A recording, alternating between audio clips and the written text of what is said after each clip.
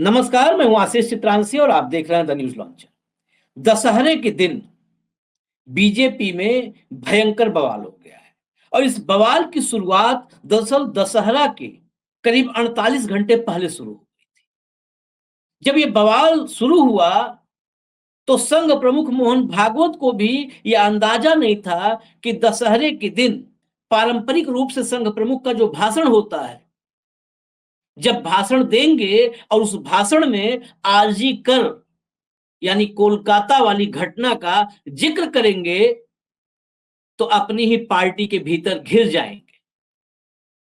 आधा दर्जन, एक दो की बात नहीं कर रहा हूं, आधा दर्जन विधायक भाजपा में ऐसे हैं जो इस वक्त बागी तेवर अख्तियार किए हुए हैं, अपनी ही सरकार पर गंभीर सवाल खड़े कर रहे हैं, चाहे वो बेटियों की सुरक्षा का मामला हो और चाहे शराब तस्करों का मामला हो, शराब व्यापारियों का मामला हो, नशे के कारोबारियों का मामला हो, यहां तक कि अपनी ही सरकार के बारे में कह रहे हैं कि शराब व्यापारियों के सामने झुकी हुई सरकार है।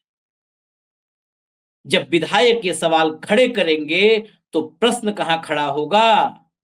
ये सवाल विधायकों का मुख्यमंत्री पर नहीं है, ये उस पर्ची पर है जिस पर्ची से मुख्यमंत्री निकले हैं, यानी मोदी और शाह की पर्ची पर सवाल है। मोदी और शाह की पर्ची खतरे में है। एक एक विधायक, उसका स्टेटमेंट, मामला, नाम, विधानसभा, सब इस वीडियो में एक एक करके बताएंगे। हम चलते हैं जो मैंने कहा संघ प्रमुख जहां पर घिर गए, जहां पर पूरी भाजपा घिर गई, जहां पर बीएचयू में जैसा घृणित कांड हुआ और वहां पर भाजपा के कार्यकर्ता पकड़े गए, वो दरिंदे थे वहां पर। इस मामले में योगी घिर गए। शुरुआत करते हैं मध्य प्रदेश के पूर्व मंत्री और विधायक, गढ़कोटा से विधायक हैं गोपाल भार्गव। गढ़ाकोटा के विधायक गोपाल भार्गव, पूर्व मंत्री, ये लिखते हैं सोशल मीडिया पर, इन्होंने सवाल किया। सोचिए, ये भी नहीं कि इंटरनली भाजपा वाले कह देंगे कि ये देखिए हमारी पार्टी में लोकतंत्र इतना स्ट्रांग है, लेकिन सरकार की फजीहत पर जवाब देने वाला कौन है? कम से कम जवाब भी दीजिए। पूर्व मंत्री हैं, विधायक हैं, भाजपा के वरिष्ठ नेता हैं गोपाल भार्गव, मध्य प्रदेश में सब जानते हैं। गोपाल भार्गव ने सोशल मीडिया पर सवाल किया कि मौजूदा स्थिति में क्या वे भी रावण जलाने के हकदार हैं? क्या वो रावण जला सकते हैं? लगातार इज्जत लूटने की घटनाएं हो रही हैं जिससे समाज शर्मसार हो रहा है। ऐसी परिस्थितियों में क्या हम रावण को जलाने के योग्य होने का दावा कर सकते हैं? बार बार होने वाले जघन्य अपराध हमारी अंतरात्मा को कलंकित कर रहे हैं और हम अपनी बहन बेटियों के लिए एक सुरक्षित वातावरण प्रदान करने में विफल हो रहे हैं। गोपाल भार्गव की ये बात सिर्फ मोहन यादव के लिए नहीं है, ये मोहन भागवत के लिए है। और मोहन भागवत के दो सिपहसालार जो अब उन्हीं पर सवार हैं, मोदी और शाह के लिए। इन सवालों का जवाब क्या भाजपा का कोई प्रवक्ता देगा? ये एक अभी था, पहला। अब आते हैं दूसरे पर, जो इस्तीफा तक हो गया, इस्तीफा दे दिया भाई विधायक ने। फिर अंदर खाने चाहे समझाया गया चाहे दबाया गया, इस्तीफा वापस हुआ। देवरी से एमएलए हैं ब्रिज बिहारी पटेरिया, ये एक एफआईआर दर्ज करवाने गए पुलिस के पास। एफआईआर दर्ज नहीं हुई तो इन्होंने कहा कि जब पुलिस एक विधायक की भी नहीं सुनती तो मेरे होने का मतलब ही क्या रहा, और इन्होंने विधानसभा अध्यक्ष को अपना इस्तीफा भेज दिया। हालांकि कुछ वक्त गुजरने के बाद इस्तीफा वापस लिया और उन्होंने कहा कि गुस्सा वो अस्थायी था, अब मामला निपट गया है। अब वो कैसे निपटा, कैसे निपटाया गया, भाजपा को भीतर से जानने वाले भी अच्छी से जानते हैं। लेकिन हालात यहां तक कि भाजपा के विधायक ने इस्तीफा सौंप दिया। यह दूसरा मामला था। अब तीसरे मामले पर आइए, तीन गिनते रहिएगा। तीसरे मामले पर मऊगंज, ये सब मध्य प्रदेश का मामला बता रहा हूं। मऊगंज से विधायक हैं प्रदीप पटेल।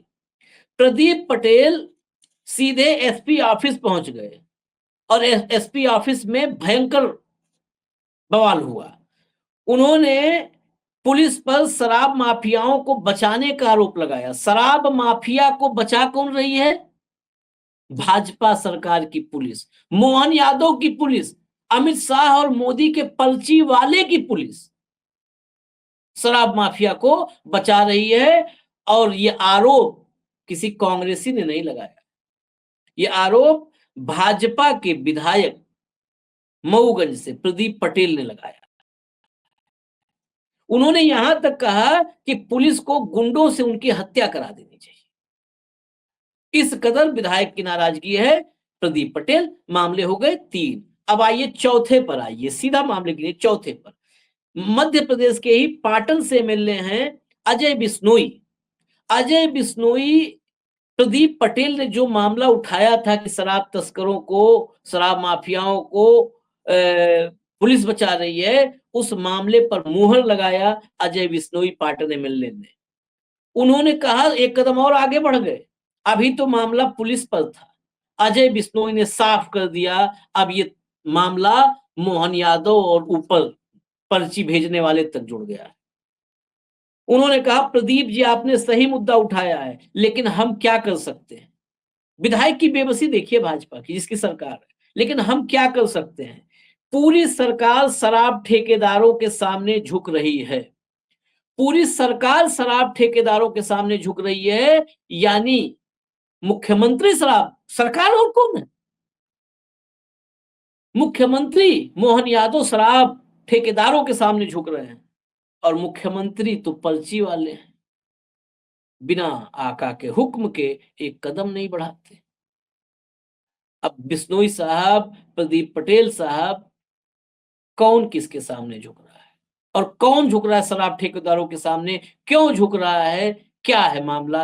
अगर आप लोग जितना कदम बढ़ाए हो, 2 कदम और बढ़ा करके साफ कर दो तो मध्य प्रदेश की जनता के साथ बड़ा एहसान होगा।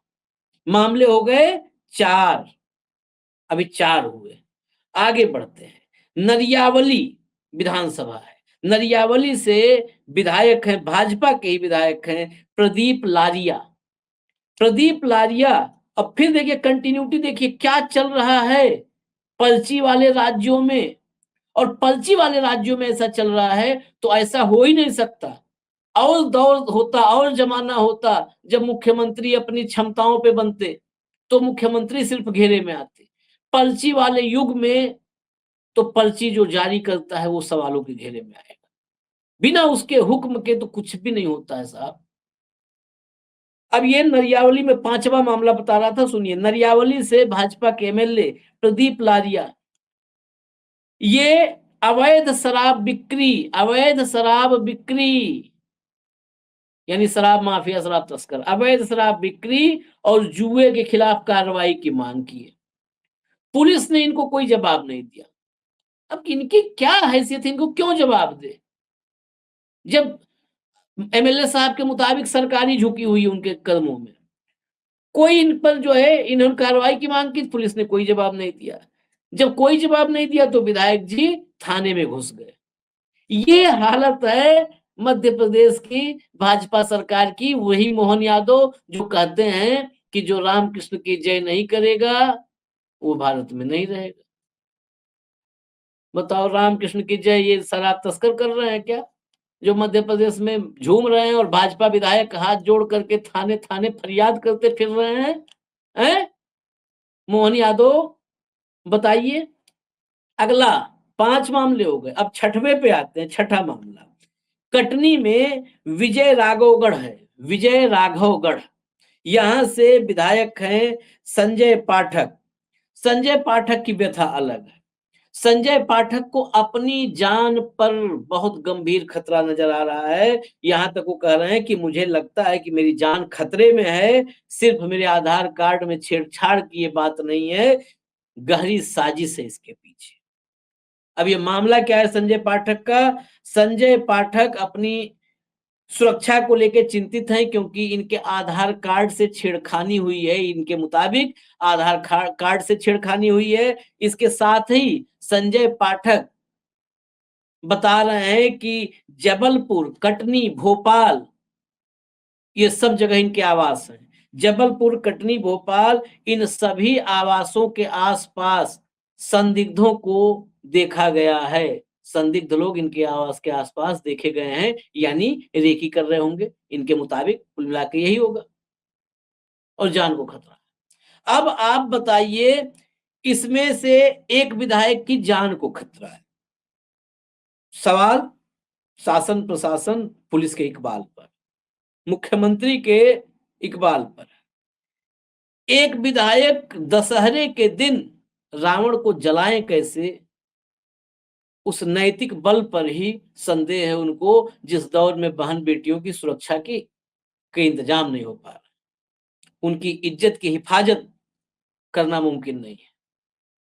तो फिर आरजीकर का ही नाम कैसे मोहन भागवत जी? फिर मध्य प्रदेश का नाम लो, जहां पर सेना के नौजवान अफसरों के परिवार वाले, भावी परिवार वाले, उनकी मंगेतर, उनकी महिला मित्र नहीं सुरक्षित हैं, उसका भी नाम मोहन भागवत जी ले लो। दशहरे के दिन कम से कम इतना बड़ा अवसर है, जब असत्य पर सत्य का विजय हुआ था, उस दिन तो असत्य मत वाच करो, मत बोलो उस दिन। ये तो झूठ के और अहंकार के अंत का दिन है। आज भी अहंकार और झूठ से लिपटे हुए झूठ बोल रहे हैं आप। जब सिर्फ आरजी कर का नाम लेते हैं तो आप छल करते हैं इस देश के साथ। इस देश के आप हिंदुओं की बात करते हैं और आरजी कर की बात करते हैं, तो इस देश के हिंदुओं के साथ आप छल करते हैं। छल है। फिर आप बीएचयू की क्यों नहीं बात करते हैं? फिर आप राम मंदिर में सफाई का काम करने वाली अयोध्या की दलित बेटी की क्यों नहीं बात करते हैं, जिसके साथ सामूहिक व्यभिचार हुआ? फिर आप उस एम्बुलेंस में सफर करने वाली महिला का जिक्र क्यों नहीं करते हैं, जो अपने मरणासन्न पति को लेकर जा रही थी और उसके आबरू पर उत्तर प्रदेश में अयोध्या के आगे इज्जत पर उसके हाथ डाली गई? फिर आप गुजरात के नेशनल लॉ कॉलेज की जिक्र क्यों नहीं करते हैं मोहन भागवत जी? फिर आप राजस्थान में एक एक दिन में 3-3 4-4 साल की बेटियों के साथ व्यभिचार के मामले जोधपुर में आते हैं, उनका जिक्र क्यों नहीं करते हैं मोहन भागवत जी? फिर आप जिस महाराष्ट्र से ये संबोधन कर रहे थे नागपुर से, उस नागपुर से कुछ दूरी पर, कुछ घंटे की दूरी पर बदलापुर में 3-3 4-4 5-5 साल की बच्चियों की आबरू पर हाथ डालने वालों पर और उस स्कूल के प्रबंधन पर, उस स्कूल के प्रबंधन के तार जहां जुड़े हुए हैं, उनका जिक्र क्यों नहीं करते हैं मोहन भागवत जी? यही ये साबित करता है कि आप इस देश के साथ, हिंदुत्व के साथ और सनातन के साथ छल कर रहे हैं। इसके सिवाय आप कुछ भी नहीं कर रहे हैं। आप झूठ बोलते हैं, छल करते हैं। आप लोगों का एजेंडा सिर्फ सत्ता है, सत्ता के अलावा कोई एजेंडा नहीं है। कम से कम दशहरे के दिन सत्य बोलते कि ये पूरा देश इस समय जो है सहमा हुआ है। इस देश की हर कोने में बेटी, हर कोने में मौजूद बेटी सहमी हुई है, चाहे वो केरल में वामपंथी सरकार में मौजूद बेटी हो, बंगाल में टीएमसी की ममता बनर्जी की सरकार में मौजूद बेटी हो, या योगी आदित्यनाथ के उत्तर प्रदेश में मौजूद बेटी हो, भजन लाल के राजस्थान में, या मोहन यादव के मध्य प्रदेश में, या मोदी के गुजरात में मौजूद बेटी हो, हर बेटी सहमी बैठी है। लेकिन झूठ और छल के धरातल पर खड़ा जो आपका छद्म राष्ट्रवाद और हिंदुत्व है, ये यहीं पर तो फूट जाता है। और ये पर्याप्त उदाहरण है कि सत्ता ही सब कुछ है। विपक्षी राज्यों में आपको सब दिखता है, आपको अपने राज्यों की बेटियां, अपने राज्यों में वो बेटियां जो हिंदुत्व सनातनी बेटियां हैं, उन बेटियों की इज्जत आबरू आपको नहीं दिखती है। सब झूठ है, सब धोखा है। और इसीलिए ये वक्त है ताकत का। आपके पास ताकत है, ताकत से आपने दमन कर रखा है। तानाशाही प्रवृत्तियां हावी हो रही हैं, इसलिए जुबान लोगों की बंद है। जुबान जिस दिन खुली, जिस दिन ये मुट्ठी, ये ताकत है मुट्ठी में, आज ये ताकत ढलेगी, ये मुट्ठी खुलेगी, तो ये भाजपा में जो बगावत की एक सीरीज हमने गिनवाई 6 विधायकों की, ये 60 में तब्दील होगी। ये 100, 200, 400 में तब्दील होगी।